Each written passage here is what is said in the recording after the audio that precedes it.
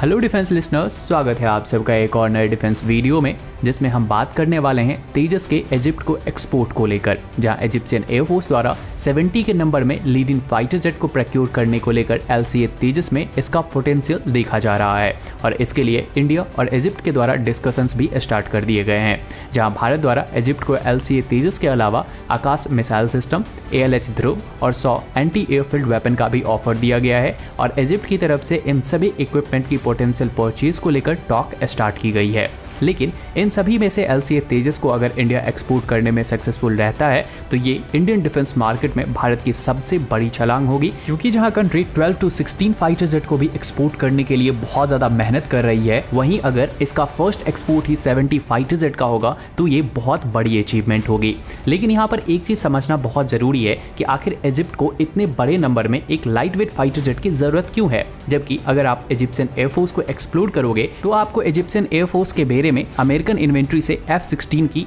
A, B, C और D variant के fighter jet मौजूद मिलेंगे। फ्रांस की इन्वेंट्री से मिराज 3, मिराज 5 और 54 के नंबर में रफाल मिलेंगे। वहीं रशियन इन्वेंट्री से MiG-29 और Su-35 मिलेंगे। यानी कि इजिप्शियन एयरफोर्स काफ़ी ज़्यादा पावरफुल है और इसके इन्वेंट्री में यूरोपियन, रशियन और अमेरिकन तीनों फाइटर जेट मौजूद हैं। लेकिन जब एक एयरफोर्स की इन्वेंट्री इतनी बड़ी वास्ट होती है और मॉडर्न फाइटर जेट से इक्विप्ड होती है तो ऐसे में उस एयरफोर्स को लीडिंग फाइटर जेट की ज़रूरत होती है, जिससे वो अपने पायलट को ट्रेन कर सके और इसीलिए इजिप्शियन एयरफोर्स की रिक्वायरमेंट 70 LCA तेजस की है। वहीं जो दूसरा रीज़न है वो ये है कि इजिप्ट को नाटो मेंबर कंट्रीज़ की तरफ से वेपन सप्लाई किए जाते हैं और इजिप्ट को इसके लिए पूर्ण रूप से नाटो कंट्रीज़ के ऊपर डिपेंडेंट रहना पड़ता है। इसीलिए इजिप्ट चाहता है कि इस डील में ट्रांसफर ऑफ टेक्नोलॉजी शामिल हो, साथ ही HAL अपना एक प्लांट इजिप्ट में एस्टैब्लिश करे, जिससे इजिप्ट को थोड़ी सी फ्रीडम मिल सके। वहीं LCA तेजस क्योंकि एक इवॉल्विंग फाइटर जेट है जिसमें कि एडवांसमेंट होती जाएगी फ्यूचर में,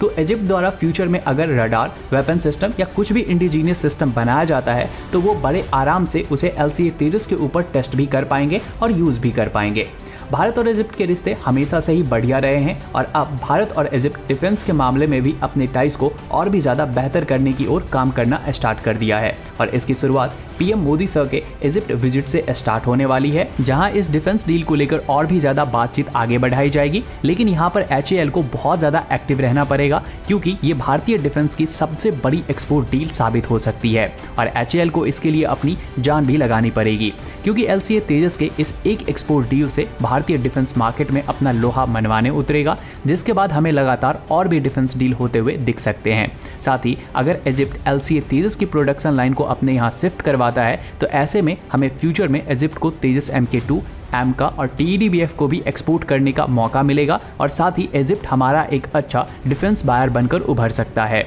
LCA तेजस के बारे में आप सब जानते ही हैं कि ये एक लाइट वेट फाइटर जेट है जो इंडियन एयरफोर्स में MiG-21 को रिप्लेस करने वाला है। इंडियन एयरफोर्स द्वारा पहले इसके 40 फाइटर जेट का ऑर्डर दिया गया था, जिनमें से 16 IOC स्टैंडर्ड, 16 FOC स्टैंडर्ड और 8 ट्रेनर वेरिएंट थे और इनमें से 32 एयरक्राफ्ट की डिलीवरी ऑलरेडी अब तक कंप्लीट हो चुकी है और 8 ट्रेनर अपने प्रोडक्शन में हैं। इसके बाद IAF द्वारा 83 तेजस MK1A का ऑर्डर प्लेस किया गया था, जिसकी डिलीवरी नेक्स्ट ईयर के फैब महीने से स्टार्ट होने वाली है। वहीं HAL की अगर प्रोडक्शन लाइन की बात करें तो इस वक्त HAL 24 to 32 Tejas per year deliver करने में सक्षम है। तो इस सब के ऊपर आप सबकी क्या राय है वो हमें कमेंट सेक्शन में ज़रूर बताएं। बाकी आज के इस वीडियो के लिए इतना ही। उम्मीद है आपको ये वीडियो इन्फॉर्मेटिव लगी होगी और अगर लगी हो तो वीडियो को लाइक करें, शेयर करें और चैनल पर नए हैं तो चैनल को सब्सक्राइब कर लें।